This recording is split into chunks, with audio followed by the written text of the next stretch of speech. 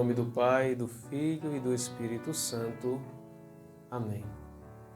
Nós te pedimos, Senhor nosso Deus, infunde em nós o teu Santo Espírito, que ele nos dê sabedoria, discernimento, maturidade e sinceridade, para que tudo aquilo que venhamos a fazer seja guiado por vós e voltado para vós. Tudo isto te pedimos por meio do vosso Filho Jesus Cristo, que convosco e o Espírito Santo vive e reina para sempre. Amém.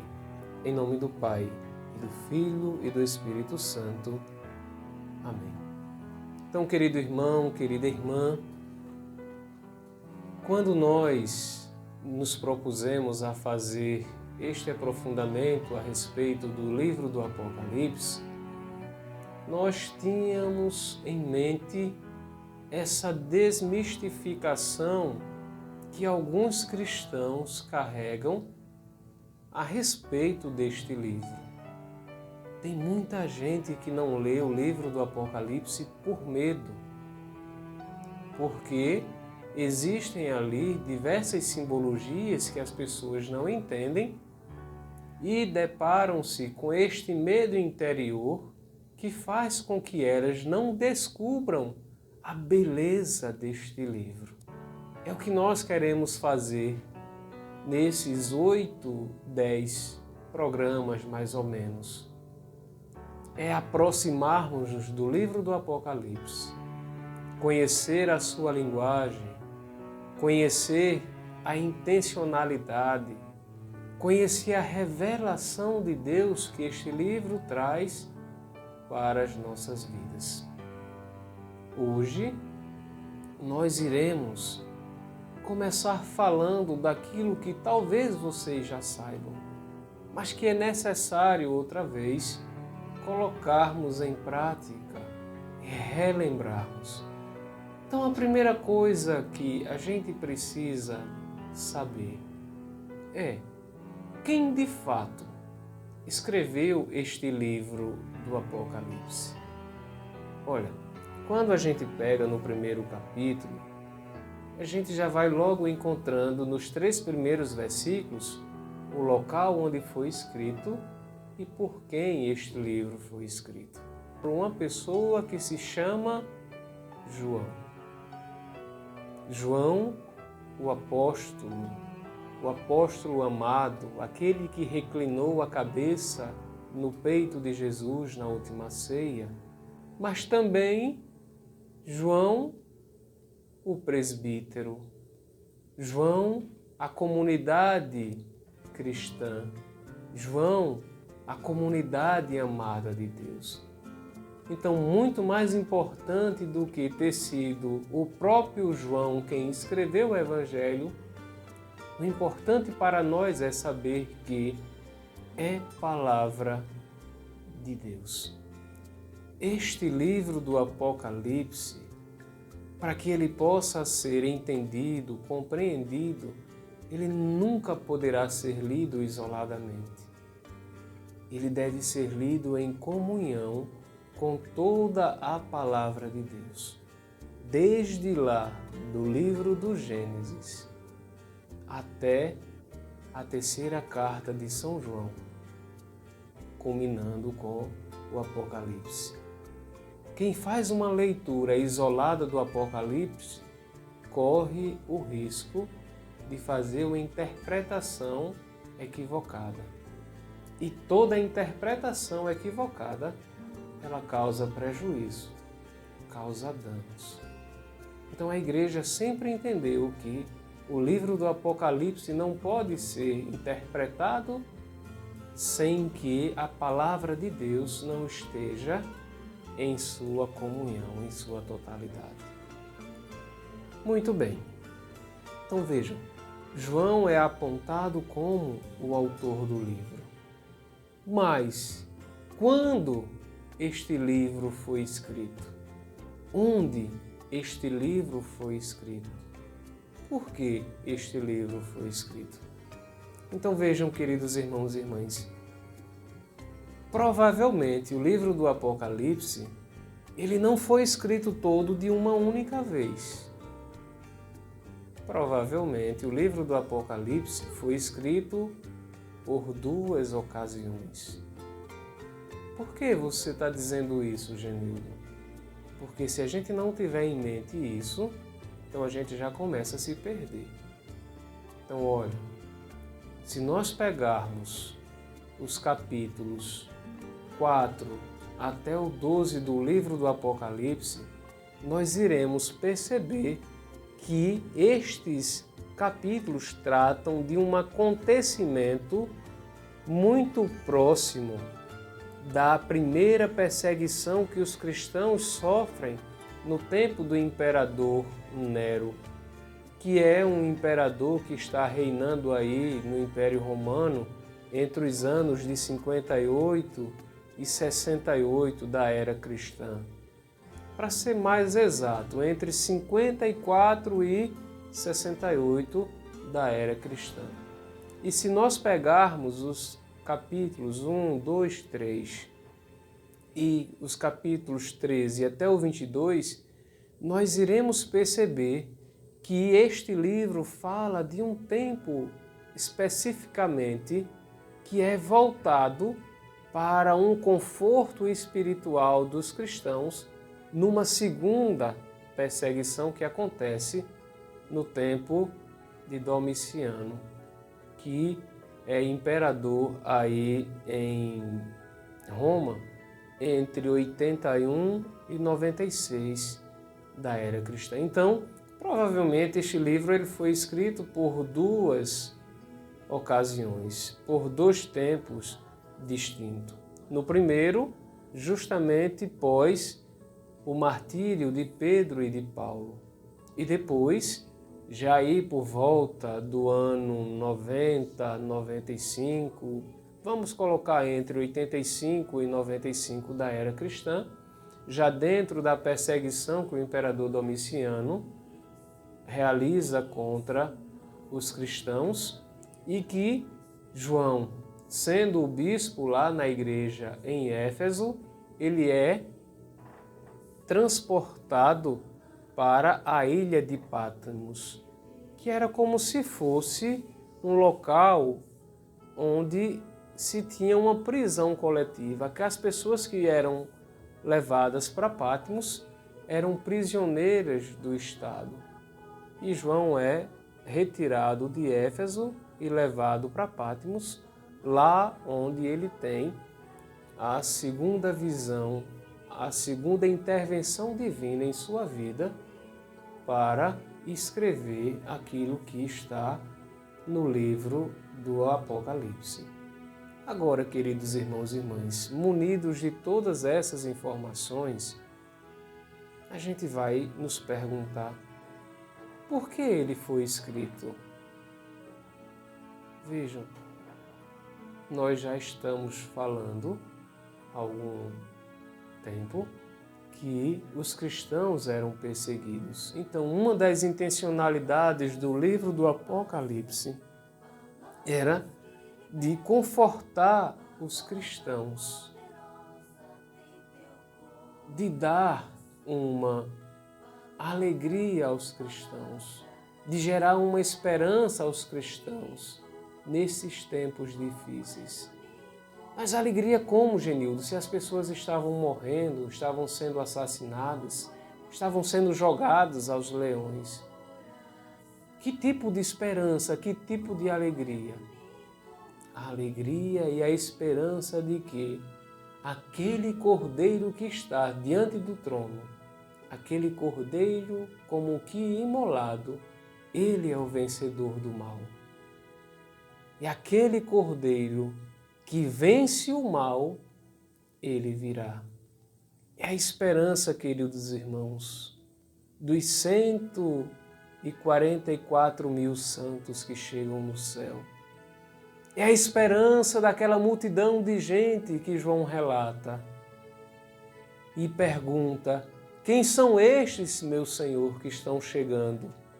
E a ele é dito: estes são aqueles que alvejaram suas vestes no sangue do Cordeiro. Ou seja, estes são aqueles que experimentaram na sua carne, na sua vida, os mesmos sofrimentos pelos quais passou o Cordeiro de Deus. Então, o livro do Apocalipse, ele é escrito para revelar todo o plano de salvação de Deus para a humanidade. O livro do Apocalipse quer mostrar que Jesus, o Senhor, é o dono da história. Que Jesus, ao lado de Deus no céu, juntamente com o Espírito Santo que procede do Pai e do Filho, é o início e o fim de toda a história humana. O livro do Apocalipse quer trazer para nós a certeza, queridos irmãos, que o bem vencerá o mal. E aí, o que é que a palavra Apocalipse realmente significa? Apocalipse significa revelação, retirar o véu, tornar conhecido aquilo que é da vontade de Deus.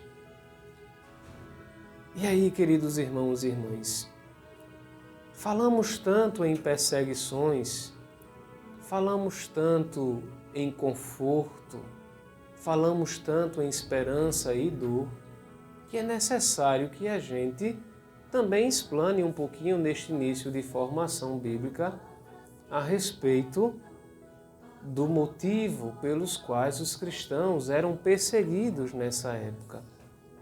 Que bom que a gente está aqui, né, gravando e falando com vocês aí na rádio. Acabamos de receber o Padre Cidinho aqui, viu? Venha para cá, homem, fica aqui pertinho de mim, para o senhor dar também sua saudação ao povo, né? Chegue, venha para cá. Então o padre vai me dar 5 minutinhos para a gente terminar aqui, né? Então, por que os cristãos eram perseguidos nesta época? Vejam, o Império Romano tinha fixado para os seus concidadãos, os seus cidadãos romanos, a obrigação de um culto imperial.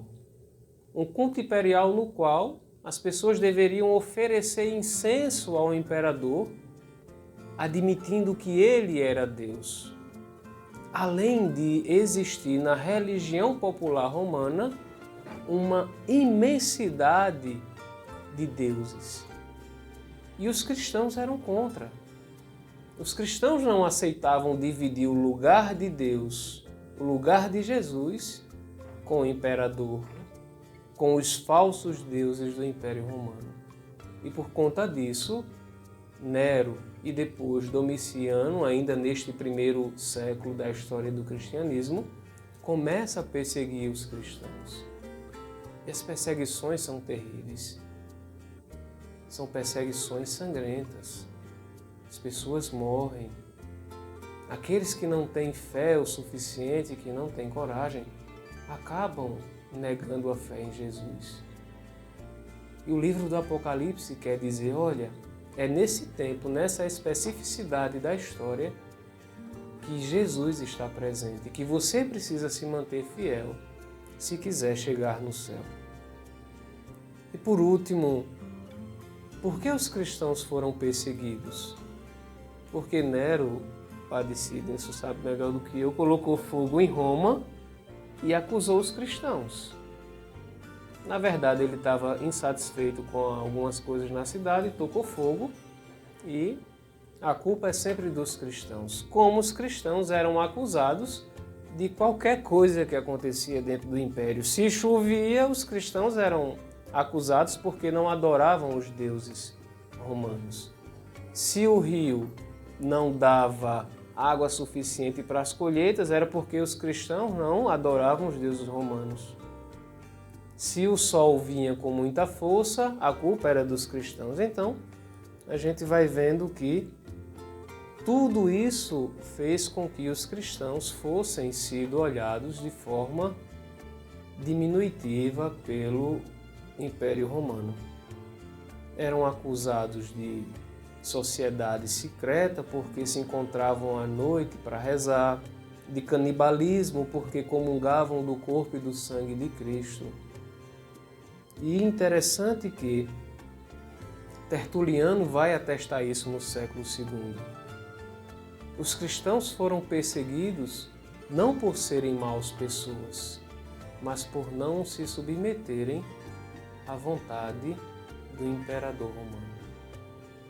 E assim, queridos irmãos e irmãs, nós damos como concluído esta primeira parte do nosso aprofundamento bíblico sobre o Apocalipse. Teremos ainda entre 8 e 9 formações para que a gente possa ter uma noção geral deste livro. E agora eu convido o Padre Sidney a dar a sua palavra, dar a bênção dele sobre nós, né? Daqui a pouco vamos para a Santa Missa. Fica à vontade, Padre Sidinho. É com alegria que pela primeira vez, oficialmente, eu venho à rádio da cidade de Cortês falar a todos aqueles que acompanham com muita alegria esta rádio. E muitos deles, às vezes, não vêm à igreja porque estão doentes ou porque já não podem mais se locomover.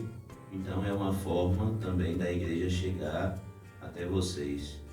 Então, muito obrigado pela acolhida do domingo passado, por aqueles que estiveram na igreja, também por aqueles que mandaram e expressaram a sua acolhida de diversas maneiras, de diversos modos. E agora é caminhar juntos, né? Vocês, eu, juntos para o céu. Este é o nosso objetivo aqui. Enquanto eu estiver aqui na cidade, é esse o meu objetivo. Levar vocês um pouquinho mais perto de Deus e um pouquinho mais perto do céu. Então amanhã também, ao meio-dia, fui convidado para dar uma entrevista. Eu vou voltar aqui à rádio, vou fazer algumas perguntas, eu acho, para conhecer melhor o padre, de onde veio, o que fez, o que não fez, algumas curiosidades. Então, aqueles que estão nos escutando agora nesse momento, nesse programa de oração, amanhã ao meio-dia eu estarei novamente aqui na rádio, né, para uma entrevista. Que vocês possam também sintonizar para conhecer um pouquinho mais do Padre Sidney. É claro que todo conhecimento vem com a convivência. Então, nós vamos nos conhecer melhor a partir do momento em que formos convivendo, né? Quando vocês chamarem o Padre para visitar, quando o Padre encontrar vocês nos momentos de alegria e também de dor, que a caminhada da vida vai nos apresentando, então a gente vai conhecendo um pouquinho uns aos outros, tá bem? Então, muito obrigado por tudo, obrigado a Genildo, aos meninos que estão aqui, né, conduzindo, e uma promessa que eu fiz a Genildo, mas ainda não cumpri, talvez porque não era pároco, agora que sou, vou cumprir, de todos os dias mandar para este programa uma meditação do Evangelho. Não posso estar aqui todos os dias, mas fazer isso com certeza é possível e está ao nosso alcance. Então vou me organizar bem, para mandar uma palavra breve, para que todos os dias eu possa me encontrar com vocês a partir das ondas da rádio. Muito bem, Padre Sidney. O senhor pode nos abençoar, porque já estamos chegando no final do programa e vamos participar da Santa Missa, né? Assim, os cristãos que vieram preparados hoje, né? O Senhor esteja convosco. Ele está no meio de nós. E pela intercessão de São Francisco de Assis, padroeiro e protetor das terras de Cortês, Deus vos abençoe, vos guarde e vos livre de todo mal. Ele que é Pai, Filho e Espírito Santo. Amém.